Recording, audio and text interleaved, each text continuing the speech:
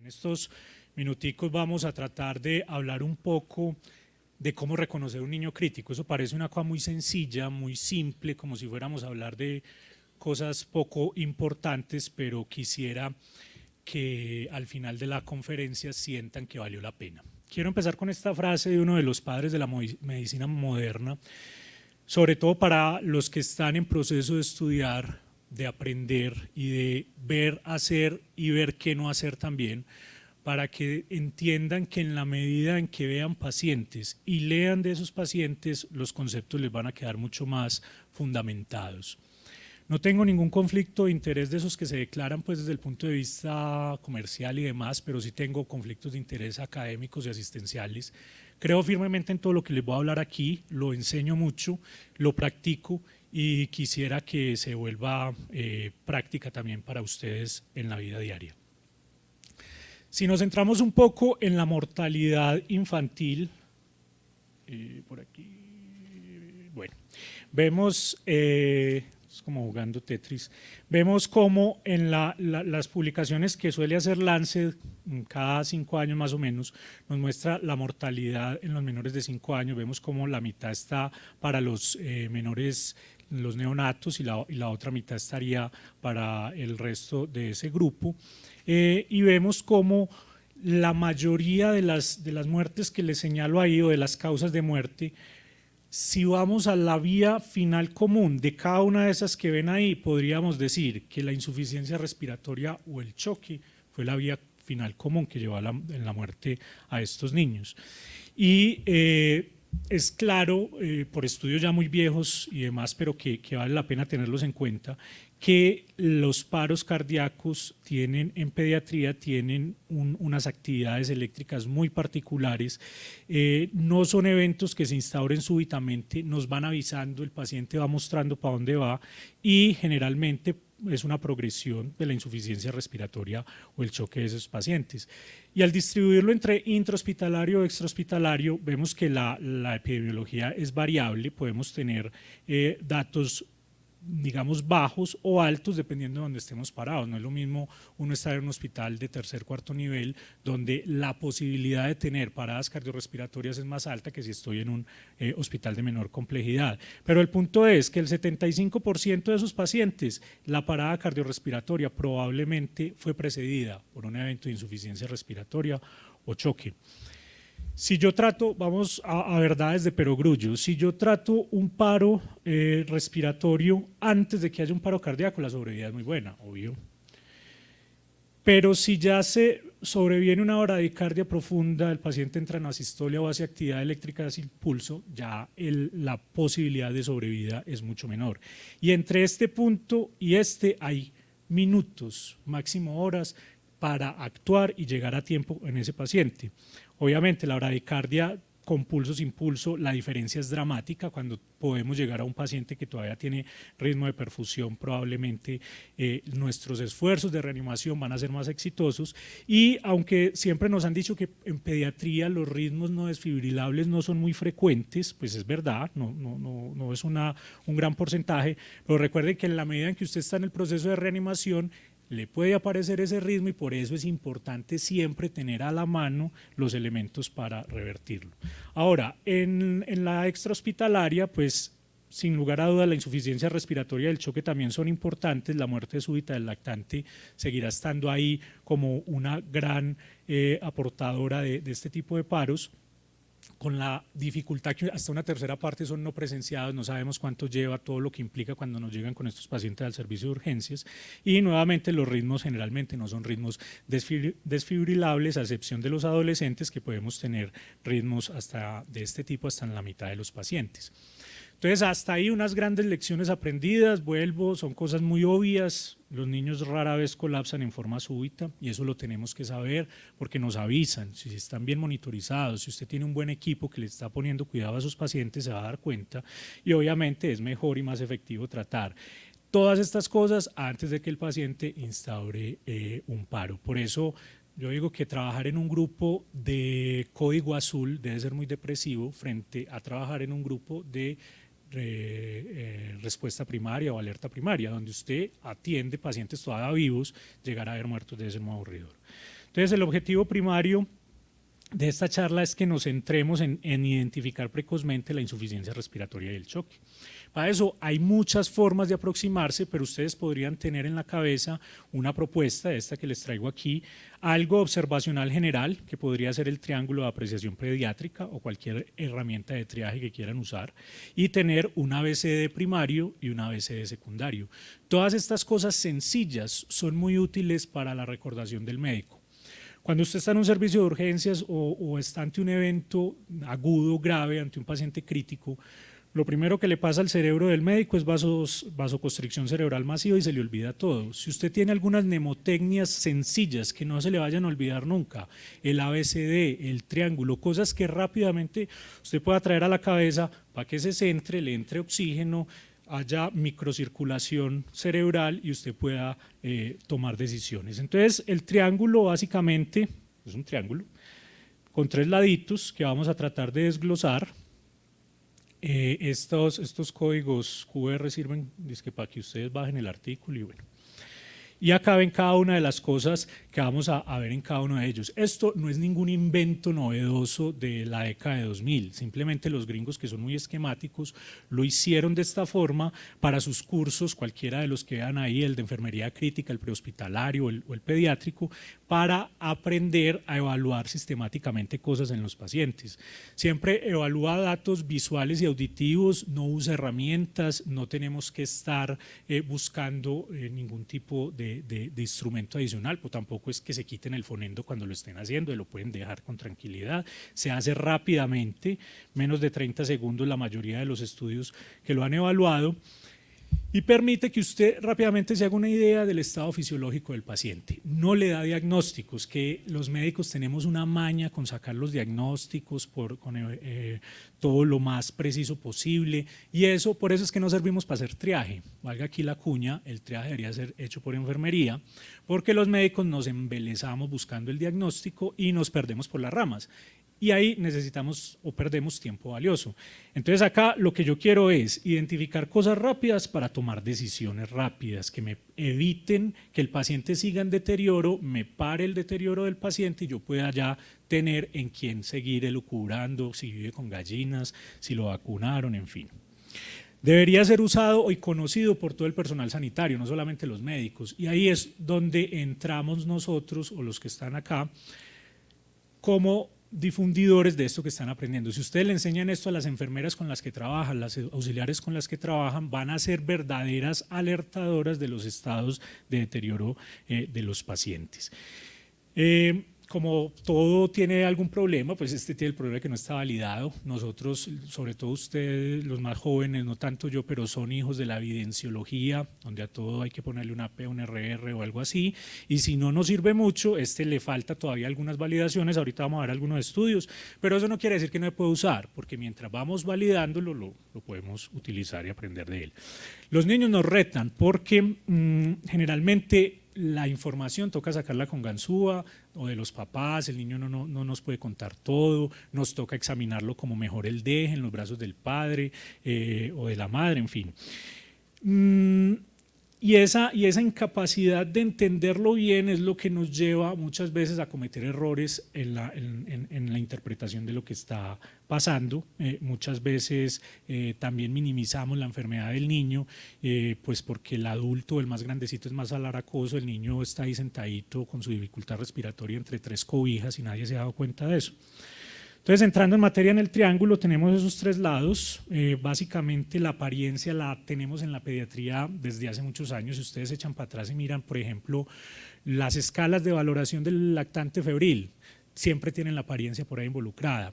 Y es una cosa que piensen en el profesor de pediatría que más les enseñó cuando estaban de estudiantes de medicina y le decían, ese niño póngale cuidado que no me gusta, y al ratico era el que los tenía corriendo. Esa apariencia que se habla con frases muy, muy ambiguas como no me gusta, no se ve bien, se ve raro, está tóxico. Lo que hizo el triángulo fue tratar de objetivarlo, le puso una mnemotecnia, recuerden, vasoconstricción cerebral, acuérdense que tienen que evaluar. Entonces la mnemotecnia Tickles les hace pensar en lo que hace que un paciente no se vea bien, que no tenga un buen tono, que usted lo tiene en la camilla y él se desparrame ahí y no sea capaz como de moverse bien, que no interaccione bien con el examinador. Todos los niños se interesan por algo, no en vano la pediatría se caracteriza por muñequitos, baticas de colores y todo, para que los niños interactúen con uno. Si se consuela con el examinador, es normal que llore, pero que cuando está, perdón, el cuidador, pues el niño se calme un poco. Ese consuelo, el niño completamente irritable, algo no anda bien, que sea capaz de mirar y seguir. Ese solo evento de que un paciente sea capaz de focalizar algo y usted se lo mueva y él lo siga, le está hablando de una alta integridad cortical, una medida muy sencilla que le está hablando que ese cerebro está funcionando bien, y obviamente el lenguaje o el llanto, si el niño es muy pequeño, pues que sea acorde a lo de la edad. En el lado respiratorio, pues vamos a evaluar los sonidos que está produciendo ese niño, y principalmente diferenciar entre un estridor de vía aérea alta, inspiratorio, una sibilancia de vía aérea baja, principalmente expiratorio, la disfonía y el quejido, que nos habla más de compromiso parenquimatoso. La posición que asume el niño para poder respirar es muy importante, porque si él la está asumiendo es porque necesita tenerla así, no lo obliguen a estar acostado, no seamos internistas a evaluar al paciente por la derecha, acostado, no, como él necesite que lo evalúen, así lo vamos a evaluar. Obviamente el trabajo respiratorio que suele instaurarse de forma cefalocaudal, empezamos a ver primero el tiraje, las retracciones y de ahí van cogiendo hacia arriba. Cuando el paciente ya está cabeceando es que está tratando de respirar con los músculos del cuello, imagínense cómo está la cosa. Y obviamente en la circulación, pues vamos a evaluar el color de la piel. La piel es ese órgano expuesto que tenemos que nos permite saber cómo se está perfundiendo el resto, y en ese orden de ideas, pues mirar palidez, el moteado, que también lo llamamos reticulado, ese paciente que se pone con un color moteado por todas en las piernas. La mejor forma de verlo en un no enfermo es bañar a un niño con síndrome de Down. Recién bañaditos se motean todos. Esa es la forma de ver un color moteado. Y obviamente la cianosis, que también nos puede estar hablando de eso.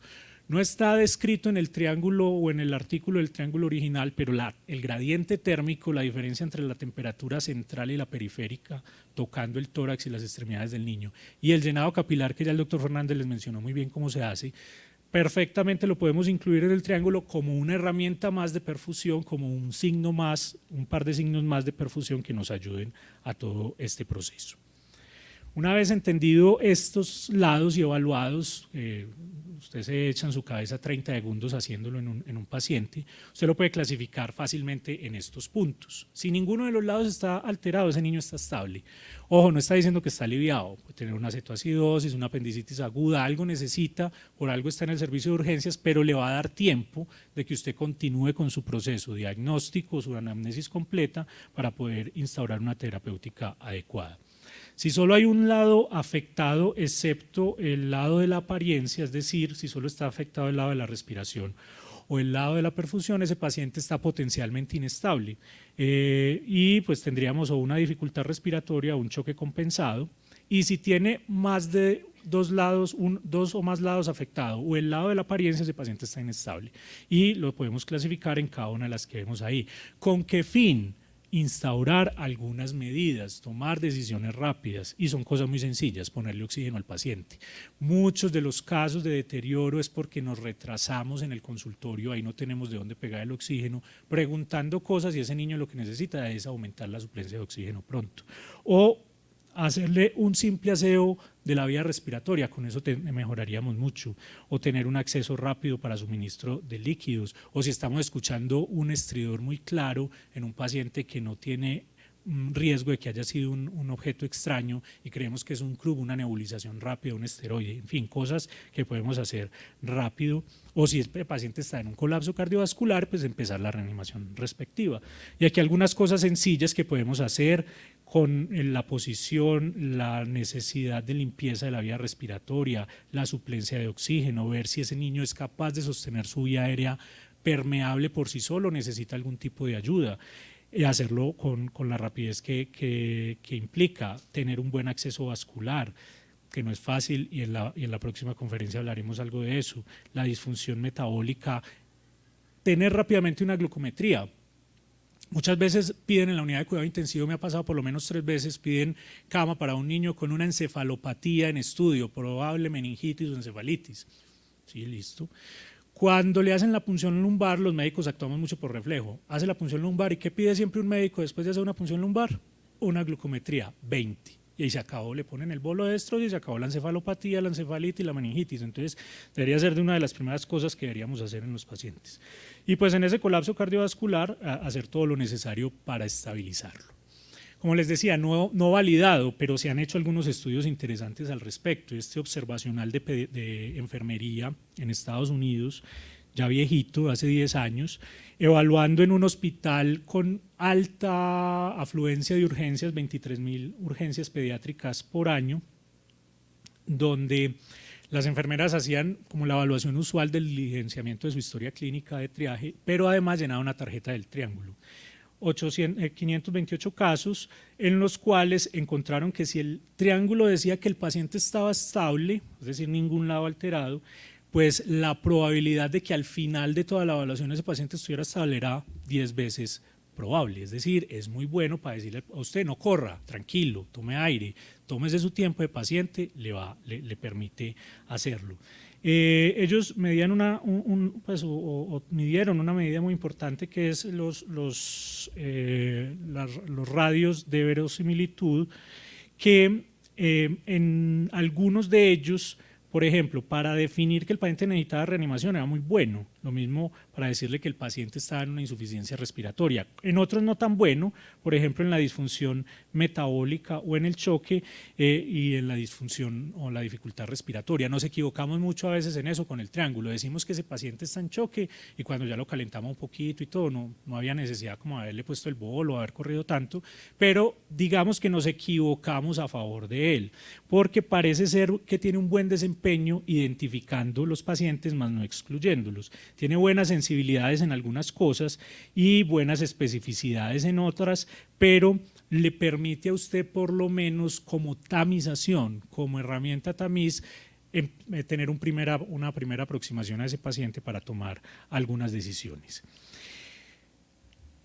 Y hace poco se publicó uno en China, en un solo hospital también de urgencias, hecho por enfermeras, durante 5 meses de 2019, midiendo, donde tomaron 1.600 pacientes, un poco más de 1.600 pacientes, hicieron 3 cosas. Ellos tenían lo que llamamos el triaje de 5 niveles, que es probablemente el que usamos en muchos hospitales complejos, que el de ellos es una mezcla entre el score canadiense y el score de Australasia, que básicamente te dice traje 1 vaya para la casa, consulte mañana, o traje 1 quédese aquí ya que lo necesito, y traje 5 vaya para la casa y después pida una cita ambulatoria. Esos son los trajes de 5 niveles. Pero ellos también vieron que en China usaban mucho el score de deterioro y alerta temprana pediátrico, lo que llama el PIUS por las siglas en inglés.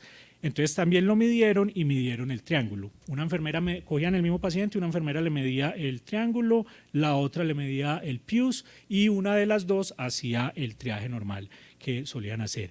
Y vieron que era muy bueno el triángulo, esta es la tabla del triángulo, muy bueno en sensibilidad para anticipar que el paciente estaba crítico. Con un lado que estuviera alterado, ellos ya lo consideraban crítico, entonces le daba una muy buena identificación, se equivocaba poco, y siendo mucho mejor en los no respiratorios. Les repito, a veces con los respiratorios nos da brega, tenía una mejor sensibilidad con los respiratorios y con los más pequeños.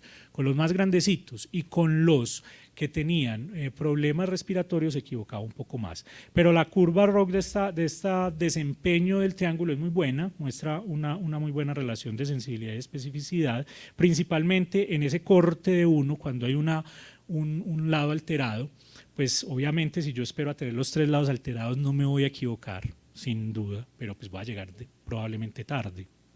Y cuando lo comparaban con el PIUS, miren que se superponen muy bien las curvas, prácticamente idénticas, con unas mediciones de sensibilidad, especificidad, valor predictivo negativo y positivo muy similares en ambas. Con una diferencia, la aceptabilidad de enfermería del triángulo frente al PIUS es mejor del triángulo porque mide menos cosas, el PIUS es muy largo, entonces probablemente usted ahí puede perder más tiempo.